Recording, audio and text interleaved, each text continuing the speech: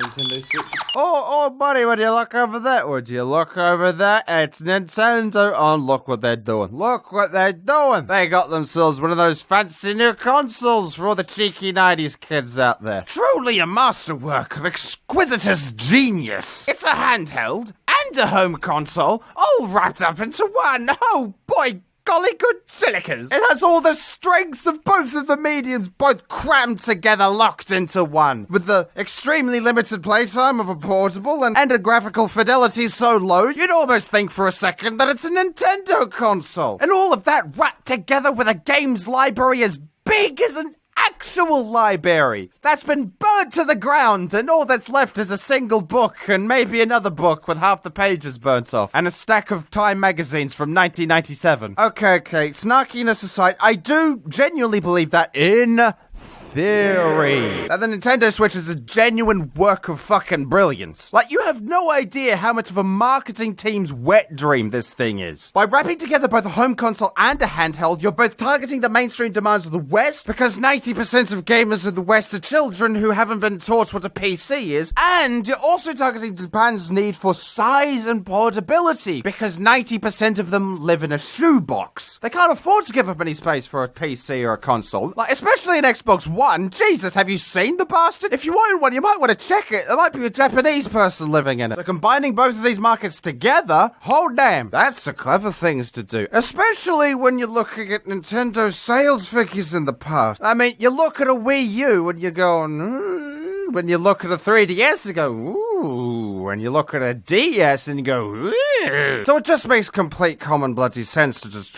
try and throw them all together in your sneaky little witch's pot you got there. So now, with all that introduction out of the way, I shall now give a comprehensive review of my experience with my Nintendo Switch. I haven't touched the fucker. Yeah, that's right, you heard me. You saw the title. Look at the title. Read the title. It says Nintendo Switch Review, The Average Person's Experience. And the average person's experience is, I'm not paying 600 fucking bucks to play one fucking video game. Do you think I'm made of bitcoins or something? Who the fuck even buys a console at launch anyway? There is literally no benefits of doing so. They're always more expensive, there's always less choices, there's always shit that breaks. The only people who do this are rich bastards because they want to brag about having the new hot and sexy bits of tech on the market. Or they're just blind raving buffoons who treat long-term financial planning as just that thing that gets in the way of me playing the new Zelda. Ooh, look at that. The graphics are so pretty. Now, this is most certainly not me saying that I never want one at any point ever. I definitely want to get my stinky mittens on it at some point. I have most certainly freaked myself silly on my 3DS on many occasions, as I much prefer portable gaming because I found it much more practical than anchoring myself to a single point. Rather, I want to go out, I want to be free, I want to take myself on many adventures and stick my nose down because I want to avoid the adventures because I'm playing Donkey Kong Country Returns 3D. It took me fucking forever to find an Australian copy of this game. What the fuck? Then again, the second somebody creates a portable handheld PC that I can connect to my Steam account, that's it. Boom, I'm out of it, man. Thank you, Code. Bye-bye. Who the hell plays anything on other than a PC? Like, Christing hell. But that's beside the point. That's a debate for another time. It's not even a debate because it's objectively true. That's still besides the point. There are 2 points I want to get across on the topic of the Nintendo Switch. If my interest is ever going to be piqued, these 2 points must be clearly and concisely addressed. Number 1, give me some games, you fucking Jew. Now, allow me to give you a quick lesson on the economics of console manufacturers. 101. How console manufacturers make money. Step 1. They don't make money. This may surprise some people, or maybe everybody knows that I'm just a wanker. But just in case you didn't know, fun fact, nobody makes money selling consoles. Like, the consoles themselves, after manufacturing costs, retail, taxes, distribution, after all that, nobody ever really makes money selling the actual console. Where the money comes from, the games of which are licensed to play on the console. So the more games that are available on the console, and the more games that people actually want to play on the console, remember that's a little bit more important. Having good exclusives, because exclusives are the only reason to ever buy a fucking console. Seriously, who buys a console? Buy a PC, you idiot! The more money that the console manufacturers make. Basic common sense. I mean, you look back 2 generations ago, you look at the PS3, the 360, the Wii, they were selling like hotcakes in Ethiopia. And why was that? Because all of them had shitloads of games that people wanted to play on them. And then after this boundless success, you look at the next generation, then oh my Christing gods! What the fuck happened? Oh yeah, these companies were all of a sudden taken over by chimpanzees, and you could sum them up with short sentences like, television box had like 3 games, and actually, no, you're a good boy. You can stay. I'm sorry I was mean to you.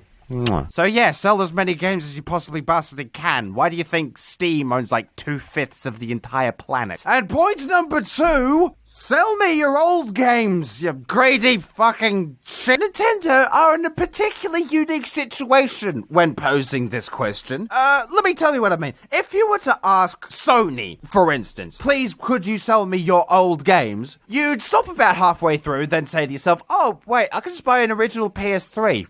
Wow, that was easy. Okay, toodles. And if you were to ask Microsoft, hey, could you please sell me your old games? You'd stop halfway through and say to yourself, oh wait, you already tried doing that once. Get out of my sight, you disgust me. Nintendo, however, hold them. Imagine this, Nintendo, they're walking into the club and they're just like, hey baby.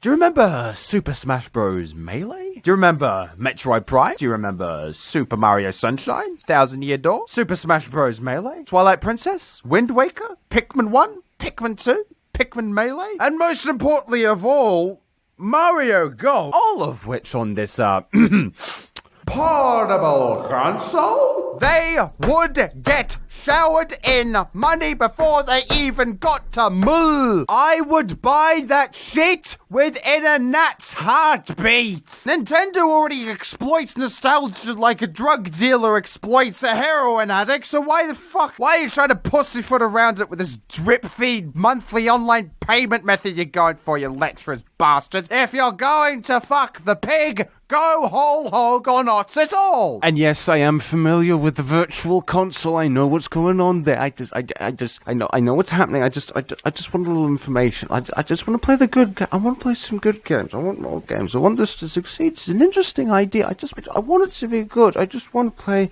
the old good games. I just hope they don't do the Super Mario 64 DC thing. That game still costs $40.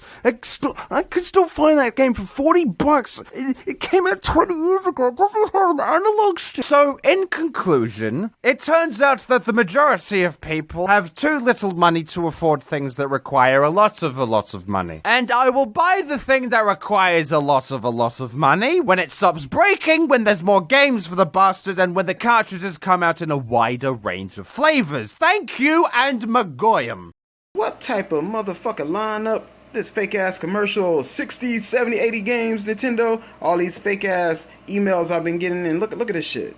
Just Dance 2017. What the fuck? Okay, I know this is just an addendum, like there's no point in me adding this, but I just want to get this off my tits right this second about how fucking hard it was for me to find a copy of Donkey Kong Country's Returns on 3D. I couldn't find it anywhere. I couldn't find it online. There wasn't a single copy online I could find. Fucking damn it. I couldn't find a copy online. You can't get it on the online store. You could, I swear to God, it got removed from the online store in Australia. I had to move to Melbourne. I've moved to Melbourne now. I live in Melbourne. I go to university. I'm not, fun fact, now you know about me. But I had to move to Melbourne. I had to find a pre-owned, not brand new, pre-owned copy of the game in a fucking EB Games in Melbourne. Come the fuck on. Are you serious? And it was even though it was a pre-owned game, it was still sold at full retail price. Like, fucking ridiculous. I get surprised about, like, Nintendo. It's not even Nintendo because it was pre-owned, it was the retailer. Nobody cares. Hey, thank you for watching the video. I hope you enjoyed it. If you want to watch something else that I'm in, I strongly recommend that you click the links here or the link in the description of at least to an episode, a new episode of the Bug Chronicles series, which I'm in. I'm the voice actor in. If you haven't heard of it already, it's made by the blue cunts from the stupid podcast that I do. Just go click on it. Click.